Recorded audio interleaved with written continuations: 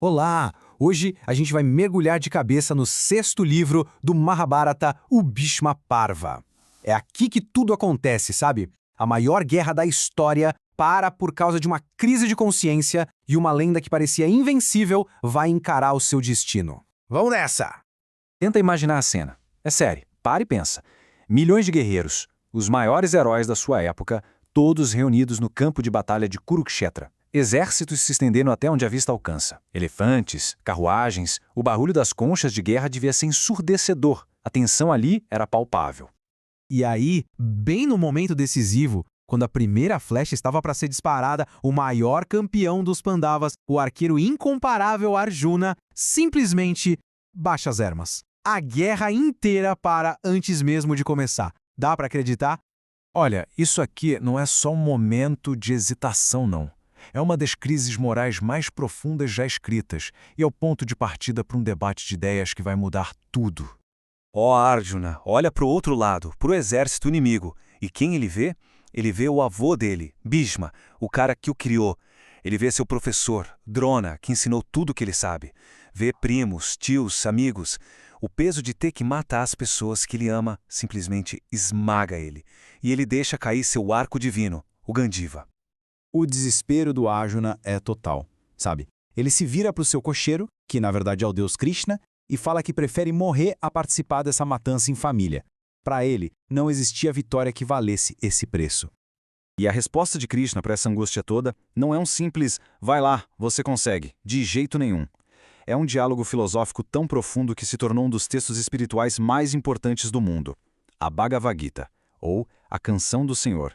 O primeiro ponto de Krishna é sobre o Dharma. Ele explica que todo mundo tem um dever sagrado, um papel a cumprir. O Dharma do Arjuna, como um guerreiro, como um kshatriya, é lutar contra a injustiça. Então, fugir do campo de batalha não seria um ato de compaixão, mas sim uma falha no seu dever mais fundamental. Depois, Krishna fala sobre Karma Yoga, que é basicamente o caminho da ação sem apego. O conselho é lute. Mas não lute por poder, ou por vingança, ou por glória. Lute simplesmente porque é a coisa certa a ser feita. Quando você se desapega do resultado, se vai ganhar ou perder, viver ou morrer, a sua ação se torna pura e não cria mais karma negativo. E aqui a gente chega no coração da lição. Krishna revela que essa ideia de eu e eles é só uma ilusão, focada no corpo físico, que é temporário. A alma, o Atman, essa sim é eterna, indestrutível. Ela não nasce e não morre. É como trocar de roupa. A alma só troca de corpo.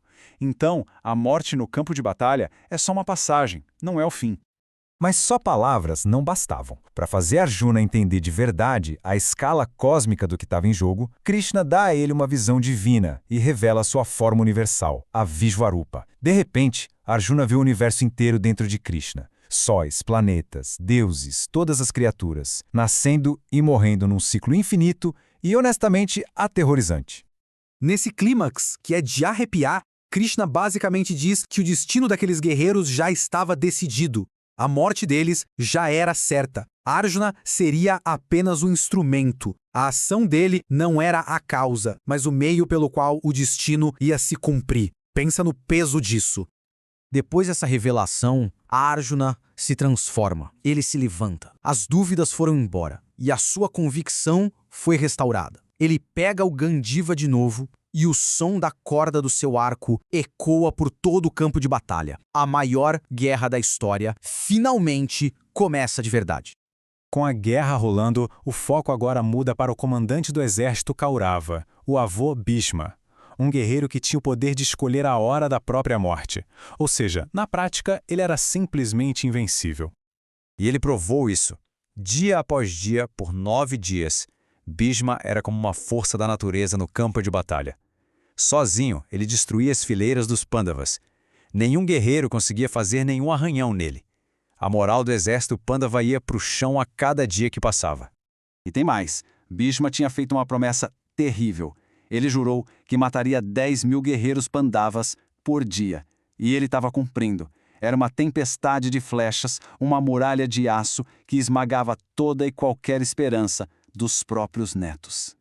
A situação dos Pandavas era, para dizer o mínimo, desesperadora. Eles estavam caminhando para a aniquilação total. Pensa comigo. Como é que se vence um guerreiro que não pode ser morto? Como lutar contra o seu próprio avô que te ama, mas, por dever, está te destruindo?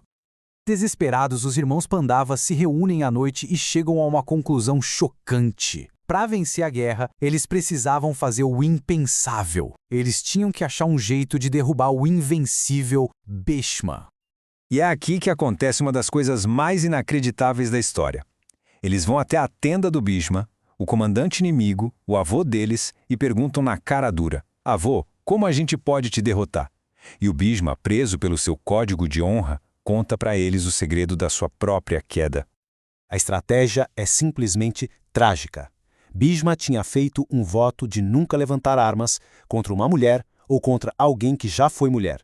E Sikandin, que nasceu mulher mas se tornou homem, era a chave. Bhishma revela: se Sikandin ficar na minha frente, eu vou baixar meu arco. Essa seria a única chance, e a pessoa para atirar, ele sabia, teria que ser Arjuna. Chega o 10º dia de guerra. O plano é colocado em ação. Arjuna posiciona sua carruagem logo atrás de Sikandin e avança na direção de Bhishma. Ele vê o avô sorrindo para ele, um sorriso triste, porque ele sabia o que estava por vir.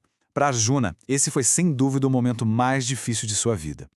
Bhishma vê Sikandin e, como prometido, abaixa seu arco. E por trás, Arjuna começa a atirar. Centenas de flechas encontram seu alvo. Bhishma não se defende, nem por um segundo. Ele aceita as flechas do seu neto mais amado como se fossem flores. Seu corpo fica tão coberto por elas que quando ele finalmente cai, ele nem toca o chão. Ele repousa sobre um leito de flechas. O primeiro grande comandante caiu. Um silêncio absurdo tomou conta do campo de batalha. Os dois exércitos pararam de lutar para honrar o grande herói, mas a queda de Bhishma não foi o fim da guerra. De jeito nenhum. Foi só o fim do começo. E a carnificina que ainda estava por vir seria ainda mais terrível.